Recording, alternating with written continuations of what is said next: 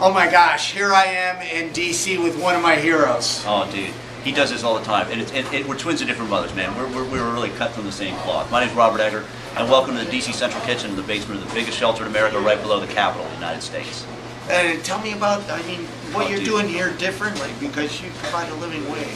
Yeah, well, the kitchen is a bold, it's a big giant Petri dish with cool food coming out. We recycle about 2 tons of food every day. We do job training for men and women who work out of prison.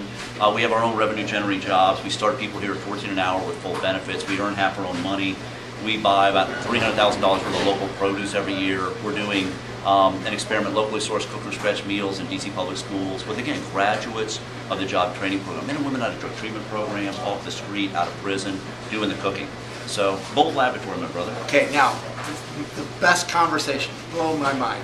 Talk about .com.org. Oh, well, dude, it's funny, I euphemistically say, and I got to watch my stuff, but I love telling kids, man, that again, for all intents, I'll be doing a graduation commencement coming up. In fact, it'll be my 4th one, so I'm Dr. Egger now.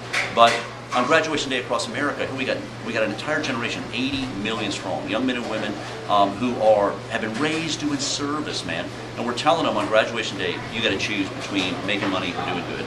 You got to be a .com or a .org. And my prayer, my fervent hope is this generation will euphemistically say, man, we're not going to choose. To be really crass, fuck the dot. We're not interested. There are no dots for our generation. We want it all together. And the power of that, man, and that's what NTEN, that's what this weekend is about. It's about this new frontier, man, of a little bit of each. This idea of I want to merge my spirituality, lifestyle, and income all into one thing. And that's a lot of what we're doing here. And tell us briefly how you started. Oh, dude, I ran nightclubs, and I'm a recovering hypocrite who talked a lot about peace and love, but frankly wouldn't go out of my own neighborhood. And I was scared, like a lot of people. It's like I'd go by the homeless every day thinking I wish somebody would do something. And finally, I went out to serve the poor, and I was stunned by the fact that they were buying tons of food when the restaurant industry I grew up in threw it away. But I was shocked because we served people out in the rain and we didn't do anything to help them in. And I thought, man, restaurants have food, but they also have jobs. Wouldn't it be interesting if we could almost create FedEx? FedEx was a brand new business model. So I just said FedEx for food, bring all this food from restaurants, hotels, hospitals to one hub, and you can feed more people better food for less money. But my Lord, if you brought people in and made them, instead of the artificial divide of people with jobs serving those without, brought everybody around the same side of the table and created this community experiment, saying in effect, look at how rich our town is, and look at how valuable everybody has. Everybody has a role. So. Briefly, volunteer Bill of Rights. Oh, another thing, you're just so cutting edge, dude. No, dude. Well, again. Okay, so I'm just a big believer in the power of volunteers. 90 million people a year are out there.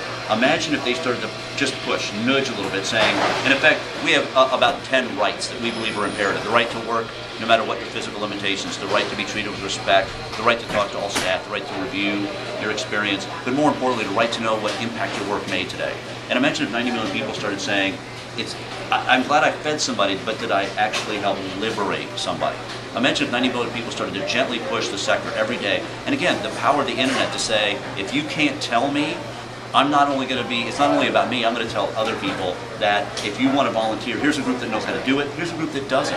And that will create market forces. It will eventually start to guide, I think, innovation.